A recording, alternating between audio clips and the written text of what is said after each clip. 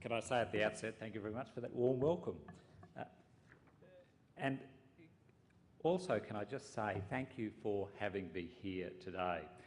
I'd also like to recognise His Excellency Mr David Daly, Ambassador and Head of Delegation to the Delegation of the European Union to Australia and to New Zealand, and the vast number of industry representatives, rural people, regional people, and some urban dwellers as well.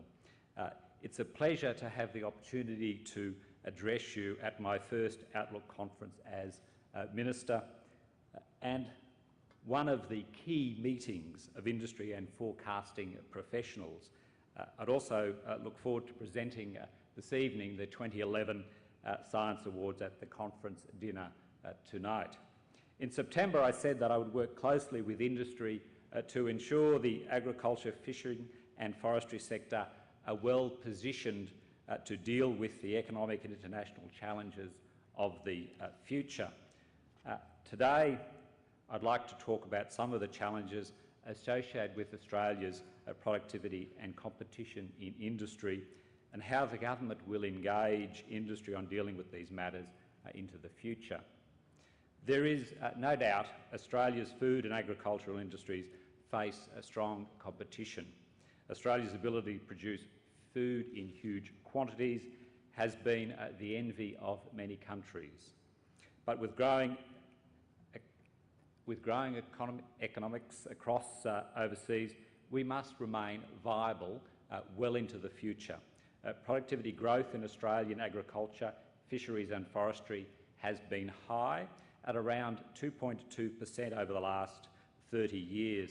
However, growth has slowed since around about the mid-90s, although the metrics are out on exactly the right timing. But this has attributed to a decade-long drought and more recently declining investment and research and development have been some of the drivers to explain that, but not all. Increased focus on improving productivity, of course, must be a key response from government and industry to respond to this pressure. Today, I'll look at three areas in particular. First, I'll describe the importance of the government's commitment to develop Australia's first national food plan in increasing productivity and improving Australia's position against global markets. Second, I'd like to discuss the role in research and development in boosting agriculture productivity growth above its long-term average. And third, I'll turn to the opportunities that exist for innovation and new technologies following the end of the drought in the eastern states of Australia. But before I do that, I'd like to spend some time just sketching short-term outlook for the industry itself. Natural disasters this past summer have been devastating for Australia and more recently our neighbour in New Zealand. We've been shocked, quite frankly, by this devastation caused by the earthquake and subsequent aftershocks in Christchurch. In the audience today, we have delegates from New Zealand High Commission, and can I say that the loss of life has affected us all, and our thoughts are with the friends and families across the Tasman who are suffering. And I'll be pausing at approximately 10:50 so that we may observe a 2-minute silence at 10:51 for the Christchurch earthquake victims. Here, our agricultural sector has been hard hit across by floods right along the eastern seaboard, stretching from the east coast of Australia and, of course, flooding events in Tasmania, right across to the west coast in Carnarvon, and, of course, cyclones in far north Queensland and bushfires in Perth. ABARES has estimated that the combined impact of heavy rains and flooding from about late November onwards has reduced agricultural production and exports by around $2.3 billion in 2010-2011, and as a result of the significant impacts on winter crops, fruit and vegetable, cotton and grain and sorghum across.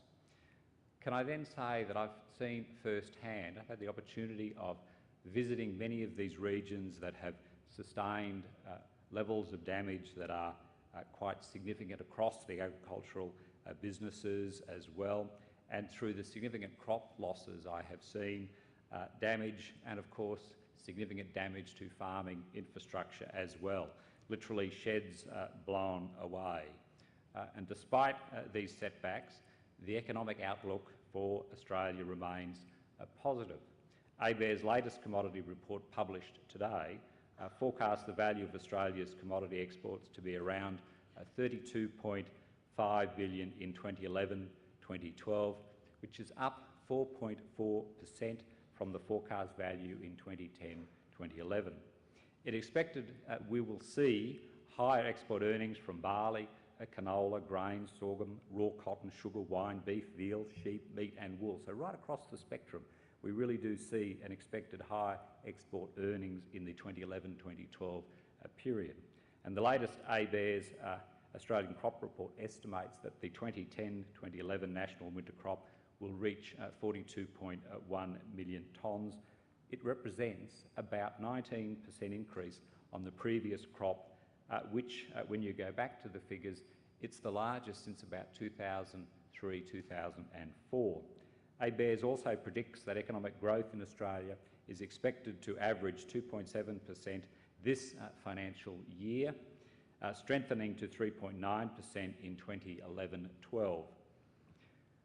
While I'm confident that our sector can get back on its feet quickly, the government is making sure people affected by these recent natural disasters are getting the support that they need.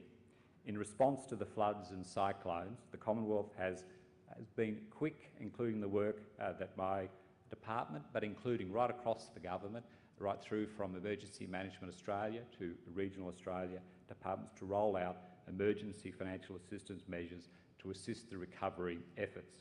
It includes, of course, the natural disaster relief and recovery arrangements. Approximately 641,000 Australian government disaster recovery payments have been made, which also starts to underpin the scale of the eastern seaboard and across to the Carnarvon and the types of devastation that we have experienced. The payments have totalled $745 million.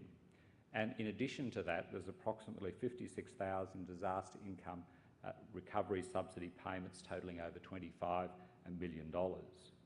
Turning, of course, to what I mentioned earlier, which was the National Food Plan, the recent weather events do highlight the need for Australia to boost its economic agricultural growth to meet future challenges, including climate variability.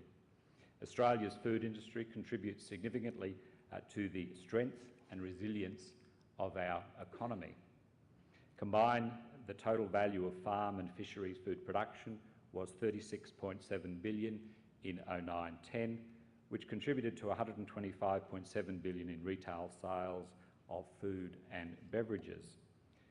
The flow-on economic impact of these industries is hard to value, but in 09-10, agricultural production alone employed about 324,000 people in cities, towns across our region, and of course stimulating and sustaining local communities, along with nearly 227,000 employed in food and beverage processing. Importantly, of course, they not only feed our nation, but millions of people in many countries across the world. The national significance of our food production was recognised by the government when it committed to creating a national food plan. The National Food Plan will identify the opportunities and risks to the long-term sustainability of food production and seek to ensure that Australia's food security is protected in the years to come.